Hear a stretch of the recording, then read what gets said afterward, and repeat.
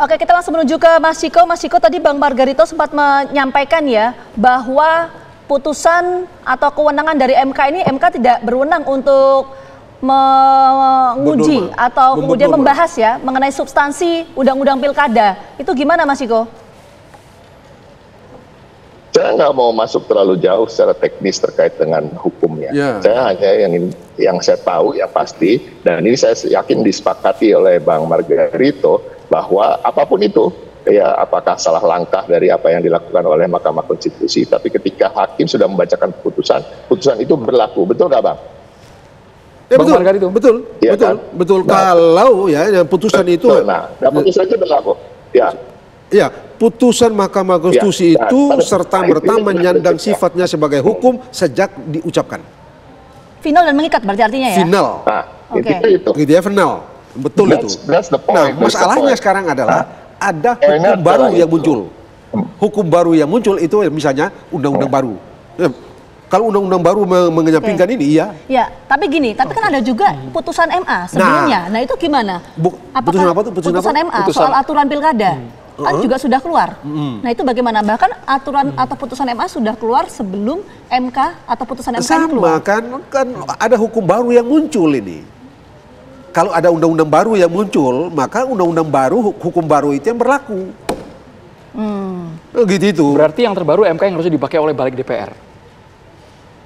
Nah, masalahnya adalah karena MA 2023. Bukan begitu cara berpikirnya. Sekarang ini DPR ini andai kata nih DPR dan pemerintah ini menganggap tidak ada putusan Mahkamah Konstitusi, tidak ada masalah. Mengapa? Karena harus dianggap dari segi teks, dari segi undang-undang dasar, teks ini ya, legalis ini.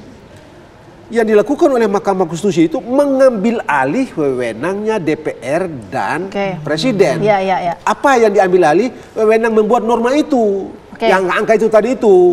Dan itu menurut Bang Margarito kan tadi nggak berwenang MK soal itu. Tapi gini Mas Ciko, artinya dengan ada perbedaan asas aturan antara MA dan juga MK, ini kemudian PDI Perjuangan mengambil sikap untuk kemudian mengusung calon tertentu di pilkada itu menggunakan aturan MK.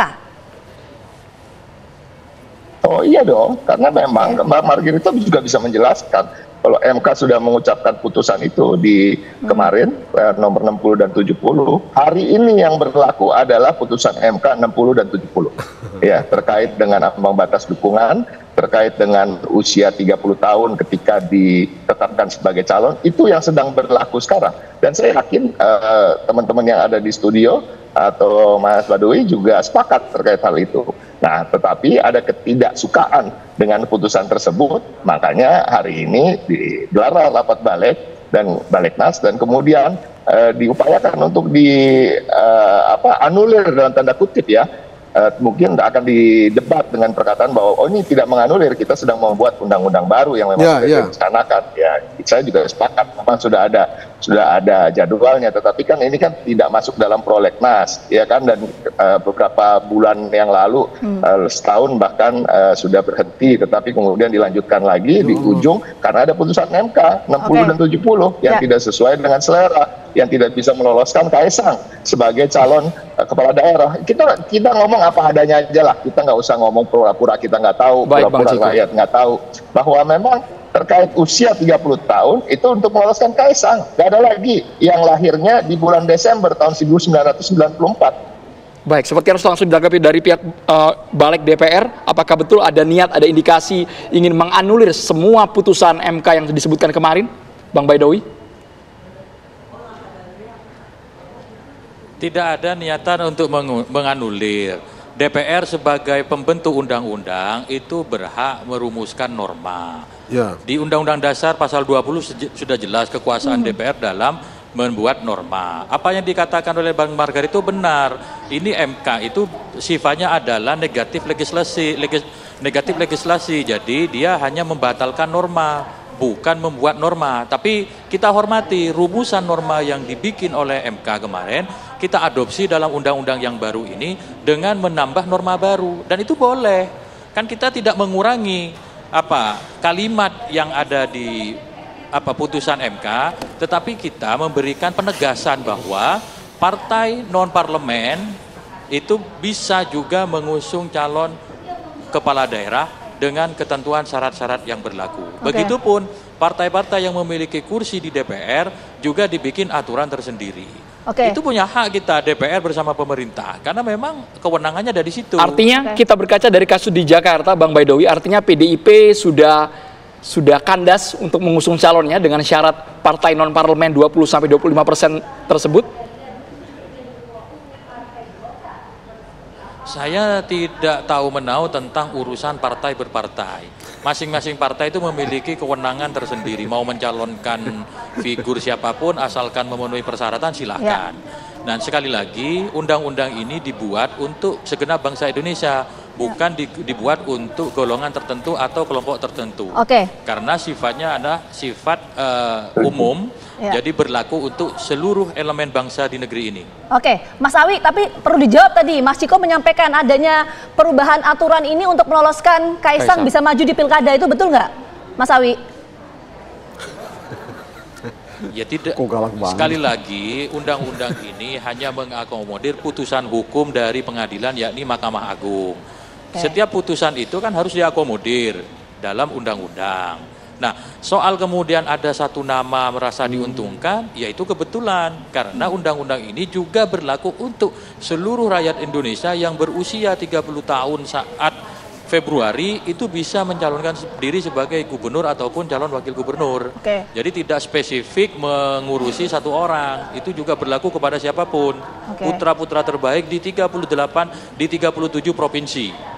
Baik, tapi Bang Baidowi tahu hari ini karena keputusan Balek yang merujuk pada Mahkamah Agung membuat publik sangat gerah, bahkan mengeluarkan semacam gambar seperti itu, gambar peringatan darurat dengan gambar Garuda dan menuding Balek sebagai pembangkangan terhadap konstitusi, Bang Baidowi? Ya, itu ekspresi dari publik itu hal yang biasa, hal yang lumrah. Bagi yang tidak setuju terhadap putusan DPR bersama pemerintah, sudah ada ruangnya, sudah ada koridornya. Silakan nanti ketika undang-undang ini disahkan, gugat ke Mahkamah Konstitusi, itu ruangnya terbuka di situ.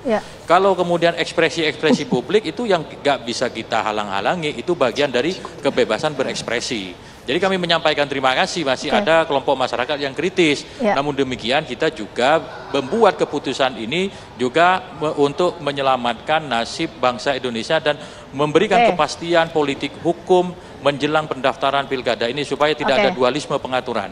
Nah ini soal dualisme pengaturan ini menarik. Kita menuju ke Bang Margarito. Adanya perbedaan asas aturan yang digunakan. Kalau tadi teman-teman PDI Perjuangan mengatakan akan menggunakan putusan MK, sementara teman-teman yang di Senayan lain menggunakan putusan MA. Apakah dualisme peraturan ini akan mempengaruhi tahapan atau jadwal pilkada? Per hari ini ya yang berlaku putusan Mahkamah Konstitusi. Hari ini yang berlaku MK. Hari ini. Sampai dengan sebelum ada undang-undang baru. Kalau ada undang-undang baru yang keluar, yang ternyata isinya berbeda dengan putusan Mahkamah Konstitusi, atau sama dengan putusan Mahkamah Konstitusi sekalipun, yang berlaku adalah undang-undang baru. Tapi Bang Margarito yakin nggak bahwa tahapan pilkada nanti tetap 27 Agustus itu akan tetap ada pendaftaran pencalonan kepala daerah? Dengan ada dualisme aturan ini? Tidak akan ada dualisme aturan.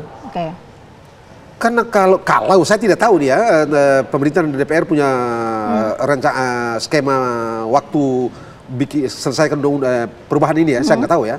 Apakah ini berubah setelah 27 ataukah berubah sebelum 27? Kalau berubah sebelum 27 pakai undang-undang Mahkamah Konstitusi. Aturan itu. Kalau sebelum 27 sudah berubah, maka yang pakai undang-undang itu, yang baru itu. Terima kasih banyak Bang Margarito, Bang Ciko dan juga Bang Baidowi, kita tunggu. Jadi saya kira bersama. Begini, sedikit aja gitu ya. Singkat, boleh. Memang harus ditegaskan betul bahwa ini persoalannya pada mengambil wewenang. Mahkamah Konstitusi mengambil wewenangnya DPR. Itu yang masalahnya. Gitu. Kita harapkan adanya perbedaan ini tidak mengganggu tahapan jadwal pilkada. Sekali lagi terima kasih banyak Bang Margarito, kemudian Mas Awi dan juga Mas Ciko atas waktunya sudah bergabung bersama kami. Sehat selalu.